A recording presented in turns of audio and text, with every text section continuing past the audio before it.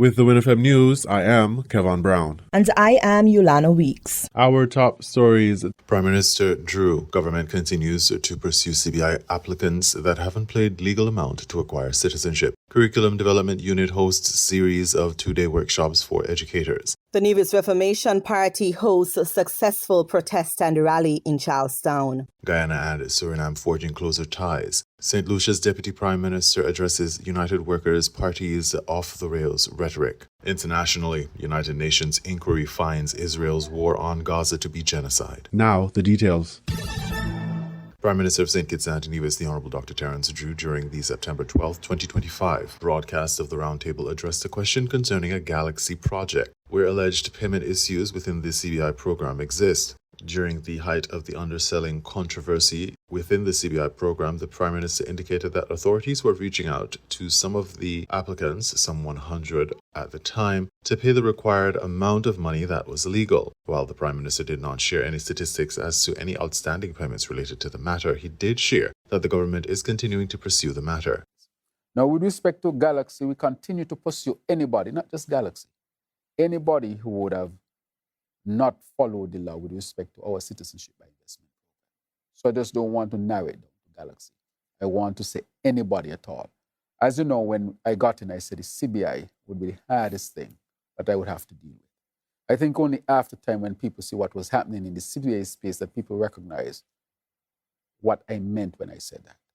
The risk that we had, the significant risk. We are not totally, other regions and countries can do what they want, but what I made sure is to change the laws and the governance and so forth to show to our international partners that we are serious about building the safeguards around our CBI program. And we continue to do that. For example, just now I'm going to sign with the rest of the OECS countries a document that we all agree to establish a regulatory body for the CBI across the OECS. And then I'm going to table in Parliament, I think it's on the 22nd or 23rd, very soon, the first iteration of the bill to deal with the regulatory body in the region. All of us are going to do it. 5 countries are going to do it. And so that is a huge step in the right direction. That we are now dealing with this as a region so that we can have that commonality between all of us. And the crux of the matter is the safeguard to our CBI programs and to our country. Dr. Drew assured the public that people continue to pay and stated that those who refuse will lose out on the opportunity. So we are moving there. So on the Galaxy, I don't have the numbers with me, but people continue to pay because if your due diligence is clean, and we backcheck a lot of the due diligence, our next thing is to make sure that you pay the amount. You haven't paid the amount to maintain your citizenship. You have to make sure you are given the opportunity to correct that wrong as an individual, as a family. If you don't correct it, then you lose it. Simple as that. And to say to those who are now coming, please follow the law. That is all we're saying, unless you were advised otherwise. But the advice would always be to follow the law. So that is where we are with the Galaxy matter, and we continue to. And anybody who has any evidence that anybody would have violated our CBI laws, as in any other law in St. Kitts and Nevis, that we would take the necessary actions to be taken. So just to wrap up, Fort Thomas is going to start construction this year. And I think construction going to start in November. And with respect to Galaxy, we continue to pursue, not just Galaxy alone, pursue anyone who would have violated our laws within the CBI space. The Curriculum Development Unit in the Ministry of Education of St. Kitts and Nevis has been working to bolster the effectiveness of educators throughout the recent hosting of a series of two-day workshops. Teachers from primary and secondary schools in St. Kitts were selected based on disciplines and grade levels to participate in the workshops hosted by the Curriculum Department Unit. Lisa Pistana, Permanent Secretary in the Ministry of Education, said the workshop acts as one of the methods being used to make sure the education system in the Federation evolves. This curriculum was born out of a recognition that our education system must evolve. Not incrementally, but fundamentally. We are living in a time of rapid change, where the demands on our learners, educators, and institutions are shifting faster than ever before. To meet these demands, we must be willing to challenge long-held assumptions, embrace innovation, and cultivate a culture that is not only open to change, but driven by it. Transformation is not a destination, it is a mindset. Francil Morris, a Chief Education Officer in the Ministry of Education, said the OECS Learning Hub must be used as a tool to advance education in St. Kitts. The OECS Learning Hub offers immense value. For teachers, OECS Learning Hub offers access to high-quality resources, professional development tools, and collaborative opportunities that will enhance your practice and reignite your passion for teaching. For our students, it introduces learner-centered approach that fosters professionalized learning, creativity, and the kind of support that drives both academic achievement and personal growth.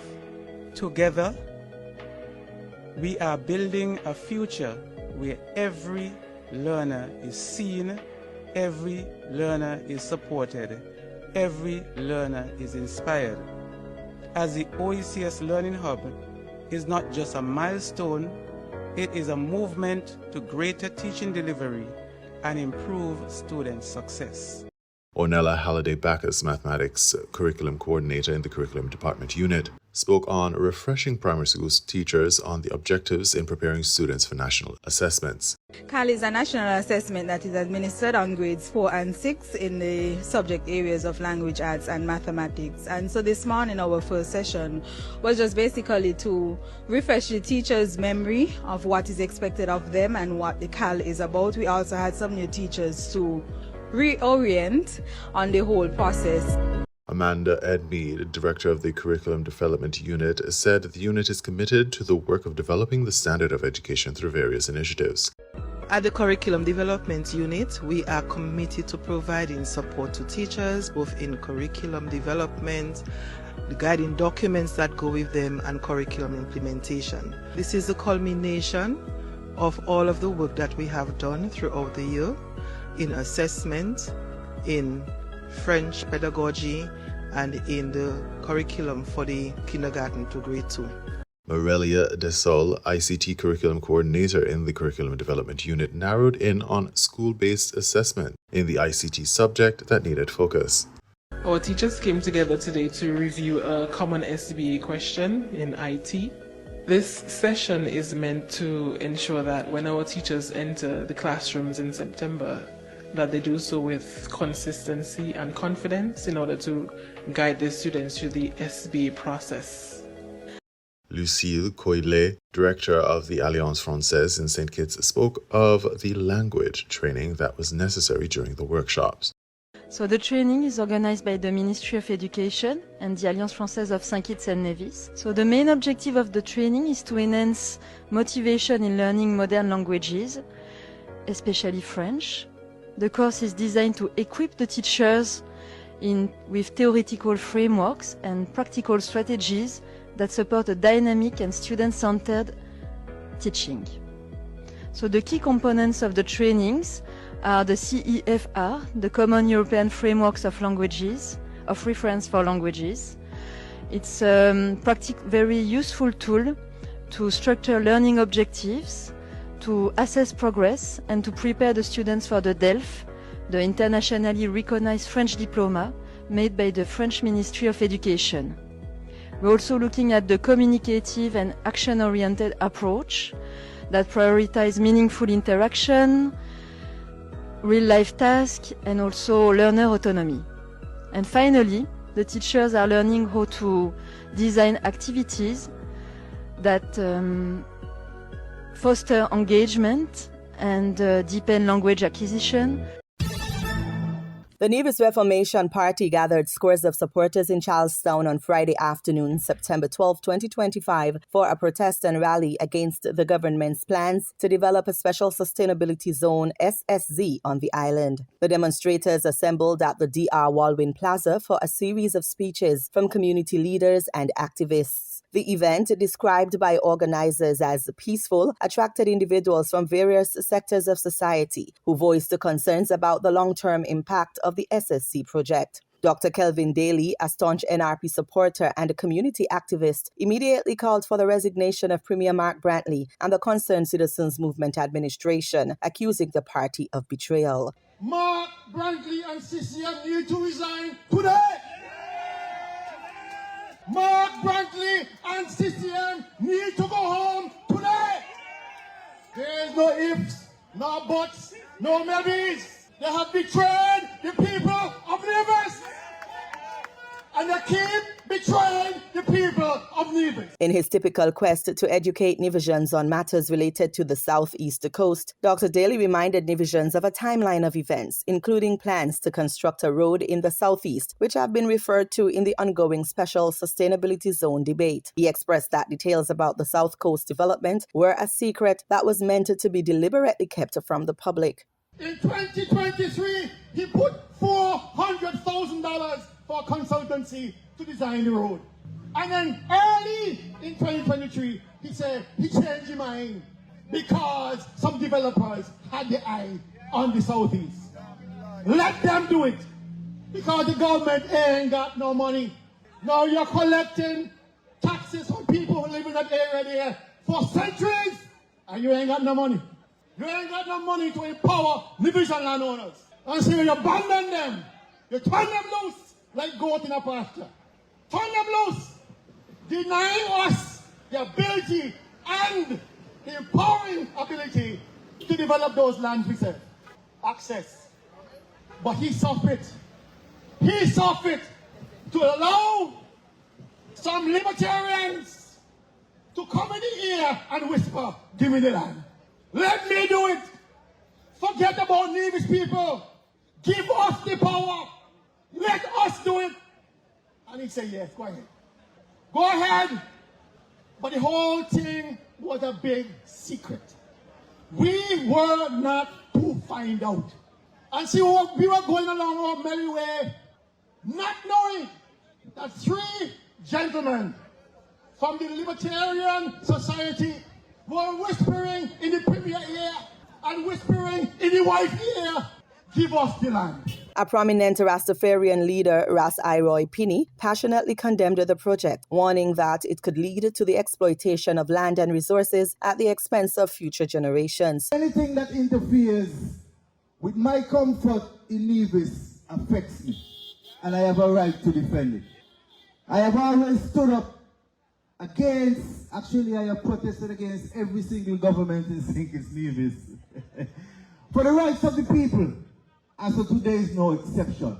When we look at what is happening today, what we are seeing is a large portion of land that will no longer be freely accessible to Nevisians. So I'm speaking of, where's your access road? Who's going to be displaced and replaced? These are the questions we have to ask ourselves. Now, I've been hearing some terms, and I heard the country Belgium being mentioned. And if those of us who know history and about Leopold and the Congo, what the Belgium would have done to us, there's no way we should be welcoming anybody from Belgium here in Nevis. And I say that with no water in my mouth. The diamond mines in the Congo ruled by them, and we see what they do to black people. So we cannot afford for our land to become gated communities where I cannot go there. The Rastafarian leader argued that a development project of this magnitude must involve open dialogue, suggesting that the resources are sacred and decisions about them must involve the voices of divisions. What is even more troubling to me though, and I see it's a trend where politicians feel like they have the right to just go into the house, make up a bill, pass a bill, and then all of a sudden it becomes law and people have to abide by it. That cannot be right. That can never be right. Anything that is going to affect you at that degree, it must be brought to the public for consultation. Where is the voice of the people? That is one of my main concerns, because if there was some kind of consultation, there's no way we would have had so many confusion today. Because the hard questions would have been asked and hard answers would have had to be given. My people, let us not sit back. Because if we sit back, we'll be doing an injustice to our children. Ms. Carlin Lawrence also took to the stage, expressing concerns about the heated exchange she had with Premier Brantley about the Southeast Coast lands in a July 2025 town hall meeting. In her presentation, she explained that it was only a matter of time for the truth to be revealed. We have to fight for our sovereignty. We have to fight for our island. On July 10th at the town hall, I came out as a citizen to ask my questions. Since I'm from the fishing village of Hanley's Road, and I'm also a recreational line fisher myself, I had to ask about the enclave, and I figured the best person to ask would be the Premier himself. Instead of answering, he played the usual game on words, avoiding the answer. To this day, he has not given an answer. I never imagined that my exchange with him would have gone viral. But I give God the glory because he's the master orchestrator. He knows how to cause the domino effect and expose the hidden plots. Dr. Daly broke the story, but it was moving slowly. Then here comes the town hall and it blew the top off. You know why it blew the top off? Because the Premier was lying. In that moment, he forgot. He forgot how many persons they had contacted to sell their lands. I can't tell you the countless number of persons who have met me since that day, and they're whispering to me, Eli, you know, Eli, because he called me cousin, he called me father, he called me uncle, Eli. So many persons have met me and said that to me. And he didn't realize that he himself was telling on himself. The opposition candidate Rohan Isles made a clarion call for the people of Nevis to stand united and apply pressure upon the Nevis Island administration. We cannot rest while some people are pocketing millions and telling you, get rid of it, it's 100 years, it's there, you're not doing anything with it. You cannot be quiet when your children's future is blinking dark in front of your eyes because one man's greed is calling him to separate our people. What are we waiting for? In a space we call Queen City, this paradise will surely turn to hell if we do not continue to apply unseasoned pressure on this government to take back the food and give us back the place we love. The protest concluded peacefully, with NRP leader Dr. Janice Daniel Hodge encouraging the people to maintain pressure on the government. She said the special sustainability zone legislation is an injustice for Nevis and it is not wanted. And so I say to you this afternoon, remember, we have been done an injustice and we cannot sit back and allow the Premier to get away with this. We must stand up and we must fight. It is not about the sale of lands, as he would want people to believe. The issue with the sale of lands has to do with the way that he and his wife schemed. She sold the lands for all these years. People of Nevis had no clue about the SSD legislation, about an enclave. No clue. And all of a sudden, the same people that the wife is working for are the same people who have now put a proposal before the Premier. And the proposal before the Premier is to be reviewed by the Premier and the Premier only, and then passed on to the Prime Minister for signature.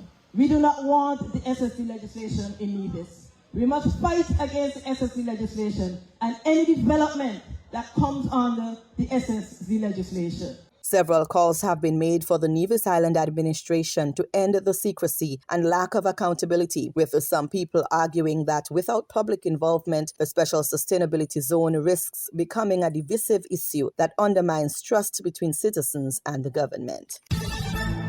In regional news, Guyana and Suriname forging closer ties. News Source Guyana reports. President Irfan Ali and the President of Suriname, Dr. Jennifer Gerlin Simons, met in Naikari, Suriname on Saturday. And the two reviewed the state of bilateral relations and also advanced discussions in areas of mutual interest. The two sides discussed a range of issues, including economic cooperation, energy, and energy security, and the new Carintine River Bridge. In a joint statement issued after the meeting, it was explained that the two heads of state expressed their mutual commitment to further deepen the bilateral partnership to promote peace, security, and prosperity for the two countries. They have also expressed their willingness and interest to deepen economic cooperation and to implement joint ventures in areas of mutual interest, with a focus on expanding trade, investment, and the improvement of ease in doing business. The two presidents also acknowledge the strategic importance of energy security to national and regional development.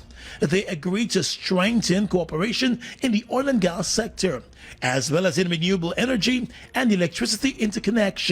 The two sides also committed to exploring joint ventures, knowledge-sharing mechanisms, and investment opportunities that would advance their respective national energy agendas, while contributing to regional energy resilience. We advanced discussions as to how we can build this infrastructure, support each other, not only in terms of the energy security of Guyana and Suriname, but how we can play that wider role in terms of energy security and the possibilities around an energy economy for the rest of the region in CARICOM and, of course, further afield. Not only in oil, but the gas development, renewable energy, and the interconnection of our grid across the region. We committed to exploring joint ventures, knowledge sharing, exchanging knowledge and technology, and looking at investment opportunities in the energy ecosystem. As it relates to the bridge between Suriname and Guyana over the Carintine River, the two presidents agreed to continue close coordination to address outstanding legal, technical, and financial matters before the commencement of construction. The two sides also agreed to review the current ferry service and discuss expanding regional sea travel. Guyana and Suriname have agreed to work continuously to resolve the ongoing border controversy in keeping with international law. And the leaders also reaffirmed their commitment to maintain the region as a zone of peace through dialogue, diplomacy, peaceful resolution of conflicts in accordance with international law. And they also restated their support for all constructive efforts aimed at combating transnational crimes. St. Lucia's Deputy Prime Minister addresses United Workers' Party's off-the-rails rhetoric. DBS St. Lucia has that story. The political rhetoric in St. Lucia has become increasingly harsh, with the opposition United Workers' Party UWP leadership launching a series of scathing attacks against the St. Lucia Labour Party SLP administration. In a recent pre-cabinet media conference, Deputy Prime Minister Ernest Hilaire responded to the accusations, which range from economic mismanagement to bizarre claims of occult practices. The tourism minister framed the attacks as a sign of desperation and political immaturity as the election season heats up. He defended the government's fiscal performance, citing significant progress since taking office from the previous UWP government led by Alan Chasney. We have little boys wearing short pants trying to manage a big man's game, and it's at the expense of the people in this country. Hilaire was asked to weigh in on the opposition leader's recent controversial one-on-one televised interview. I felt the anger in him when he was talking about the economy and little boys in short pants running the economy of St. Lucia. Well, bro, let me tell you something. Little boys in short pants doing a damn good job at it. You know, a damn good job at it. Because you look at the statistics. Running an economy with surpluses, with growth consecutively, when you know, to be able to make those payments we've made to public servants in terms of their back pay, their increases, pensioners getting increases. The economy has to have the fiscal space to do so, and it's because it is being managed properly. You know, the increases in support for small businesses, for the youth economy, you know, for scholarships. You know, where is it coming from? It's because the economy has been managed properly and we have the monies to invest in those things. Hilaire highlighted key economic indicators such as consecutive fiscal surpluses and growth. He also pointed to the government's ability to pay down on substantial debts inherited from the previous administration, including back pay for public servants and outstanding bills. I felt the anger in his voice when you were saying that. It's almost envy to the point of anger, that you're so envious of what's happening. And when the Prime Minister come, ask him, when he came in as Prime Minister, how much money did he find in the Treasury? How much did he find? We did not have enough money in the Treasury to pay salaries. You know, as the Prime Minister, what were the payables of the government? Almost $160 million, I think, is down to about $12 million now. You know what what the government payables are? It means bills government have out there in the economy, in the business sector, that it has not honored. And it was $167 million. We've taken it down. So this government, in addition to all the things we've done, been able to pay down on government bills, pay down on the Cayman City, Health City, $20-something million outstanding to pay them consultancy fees, payment to Martinique for all the health bills we had. We're talking about the economy is in crisis, that we've run this economy to the ground. I mean, are you serious? Beyond the economic sphere, Hilaire was asked to respond to the more sensational claims made by the opposition that the SLP administration is involved in ritualistic or occult practices. He dismissed these accusations and attributed them to the opposition's reliance on political folklore rather than substantive debate. I think probably just a sign of desperation. I mean, you know, such spiritual beliefs have been part of our folklore, who we are, whatnot. So there are people who believe in it and want to practice it, and there are those who just don't. Their eyes are very set on faith in, you know, the God above and the God Almighty. For my part, I mean, I have no notion of those things, none at all, to the point where I don't even believe it exists. That's how it is. It's of no consequence to me. You know, I'm a God-fearing man, and that's it. You know, that's all I know.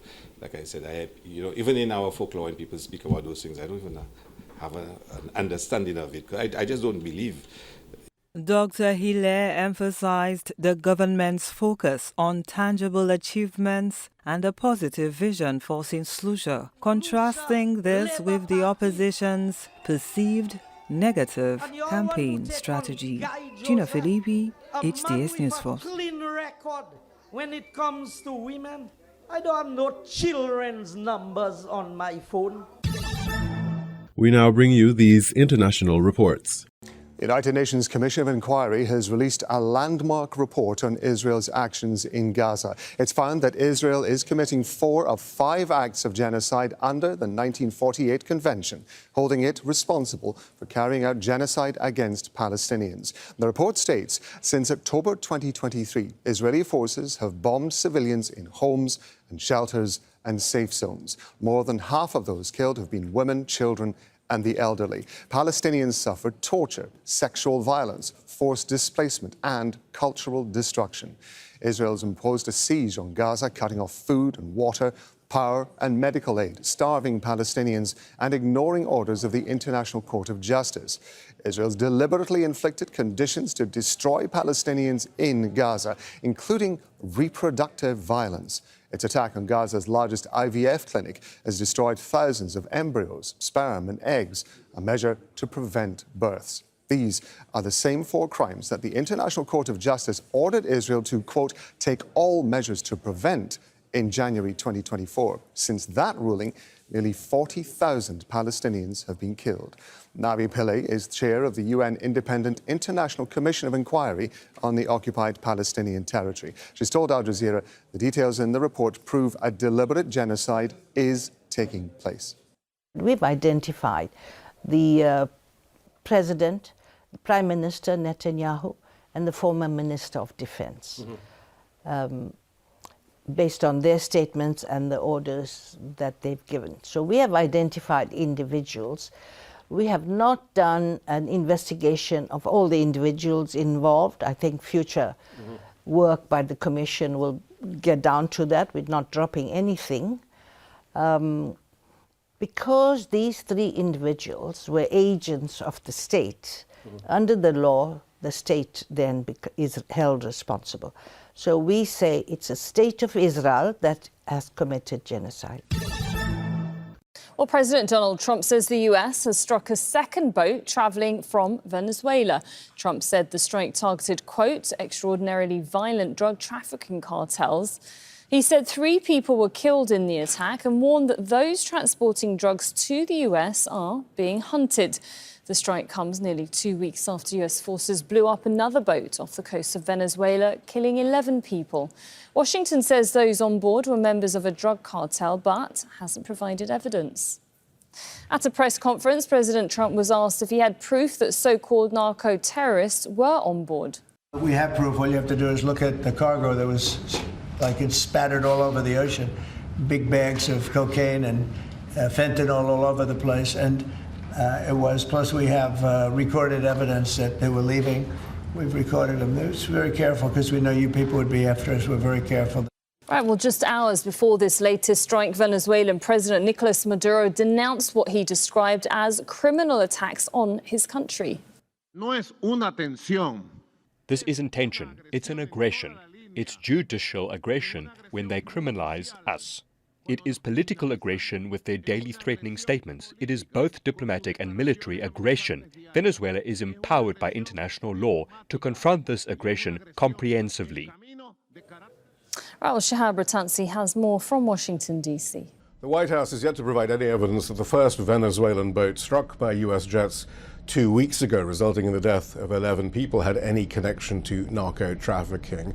We await the recorded evidence that Donald Trump said existed that connects this boat to the drug trade. But there are so many implications now as a result of this latest strike, not least under what authority is Donald Trump bombing boats in international waters? As far as U.S. law is concerned, he can do so if it's part of some declared war against some sort of entity. None exists in the Caribbean.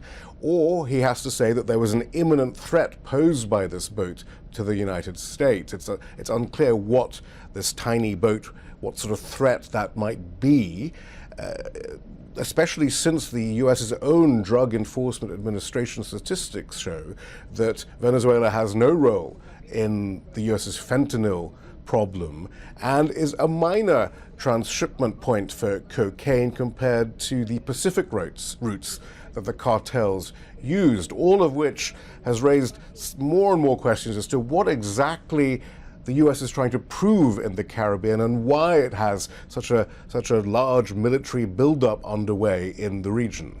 Shia Bratansi, Al Jazeera, Washington. The tech industry has received a significant shot in the arm as Google owner Alphabet's announced a £5 billion investment here over the next 5 years, and perhaps the first of several US tech investments this week as part of President Trump's unprecedented second state visit. He is due to arrive this evening. Alphabet says the money will go towards building the UK's artificial intelligence infrastructure with things like new data centres over the next 2 years. And it's not short of cash either, breaking into the $3 trillion market cap club on Monday as its shares surged on Wall Street.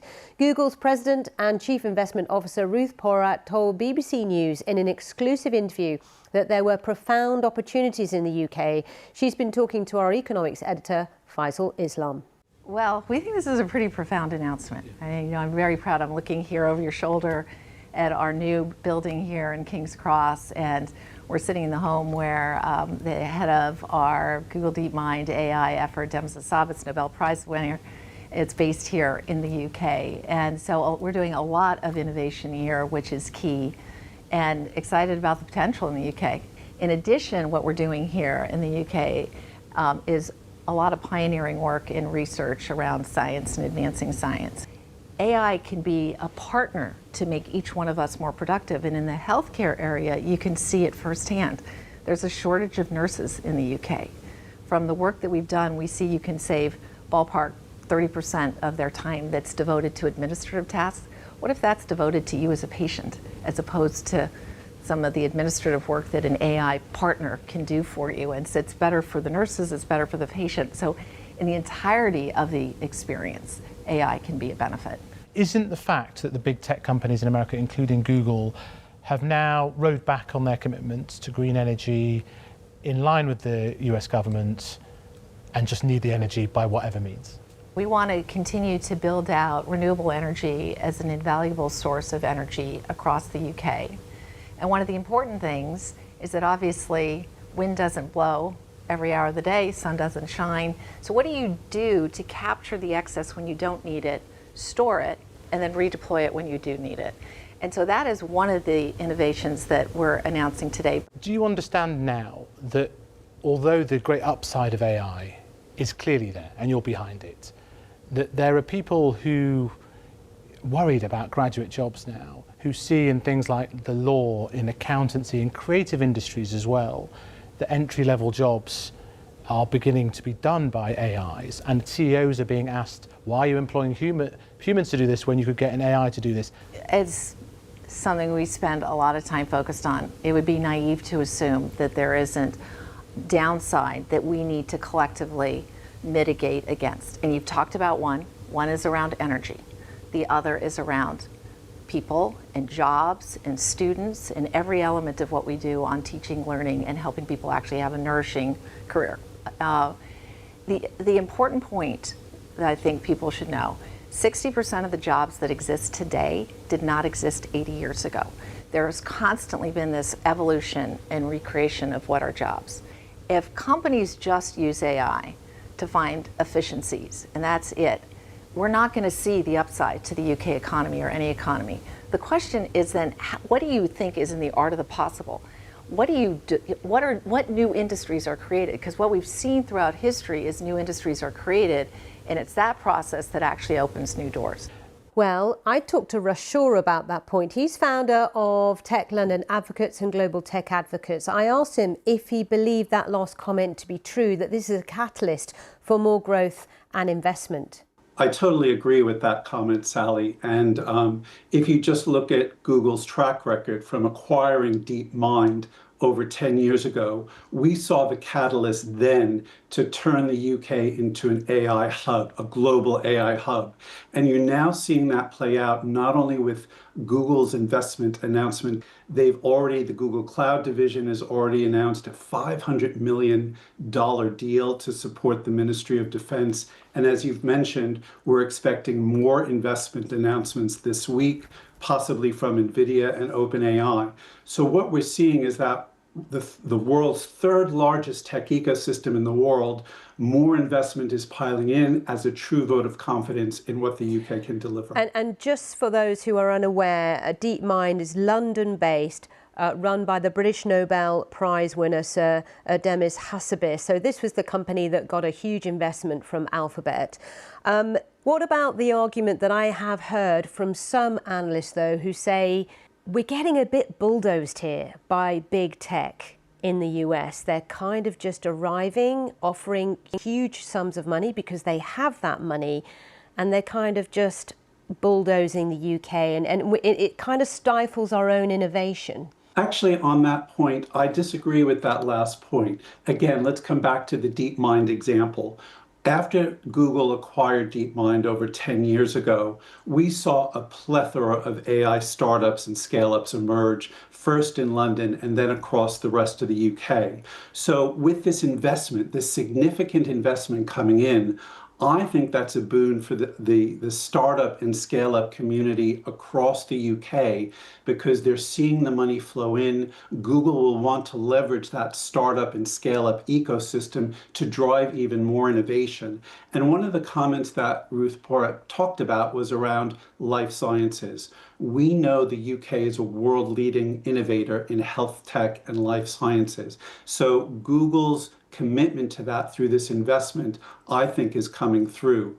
We have to have our eyes wide open, and the UK needs to think about its sovereignty as a tech nation. The challenge for the UK is that it doesn't have the depth of funding to do it on its own. These big tech companies have huge amounts of investment that they can deploy into the UK. So the deals that are being created, I hope, have the transparency and the support to say, let's make sure that we can build a thriving tech ecosystem in the UK. But so far, I think the track record for the UK has been incredibly positive through these investments. From how the iPhone slimmed down to who's donning smart glasses. This is Tech Weekly. Apple launched its latest gadgets. Company boss Tim Cook had big claims for the new iPhone Air. We're taking the biggest leap ever for iPhone. The tech giant says this is its slimmest smartphone ever, but critics noted a lack of big updates on AI, where Apple is widely seen to be lagging rivals. Oracle was once seen as an AI laggard too, but that's all changed. Its shares climbed over 35% in one day after a blockbuster forecast for sales related to the new tech. The Wall Street Journal says it has a cloud computing deal with OpenAI worth $300 billion, among the biggest in history. Meta could soon have a new rival for its augmented reality glasses. Tech publication The Information says Amazon is developing a competing product. Its rival to the Meta Spectacles will reportedly feature microphones, speakers, a camera and a full-colour display in one eye. The report says a launch could come late next year or early 2027. Australia has told social media platforms to use minimally invasive methods to check the ages of users, covered by its world-first teen social media ban. The country's e-safety commissioner said firms could use existing data to reliably infer users' ages. Governments and companies are closely watching the efforts to block social media use by under-16s, which kicks in from December. And Alphabet has joined the $3 trillion club. Its valuation has now gone above that level, giving it membership of a select group including Apple, Microsoft and Nvidia. Shares in the Google parent are up around a third this year amid AI enthusiasm. A recent court ruling that it doesn't have to sell off its Chrome browser or Android phone operating system has also helped. You were listening to the WINN FM 98.9 newscast. Our top stories were: Prime Minister Drew, government continues to pursue CBI applicants that haven't paid legal amount to acquire citizenship. Curriculum Development Unit hosts series of two-day workshops for educators. The Nevis Reformation Party hosts a successful protest and rally in Charlestown. Guyana and Suriname forging closer ties. St. Lucia's Deputy Prime Minister addresses United Workers' Party's off-the-rails rhetoric. Internationally, United Nations inquiry finds Israel's war on Gaza to be genocide. Thank you for listening.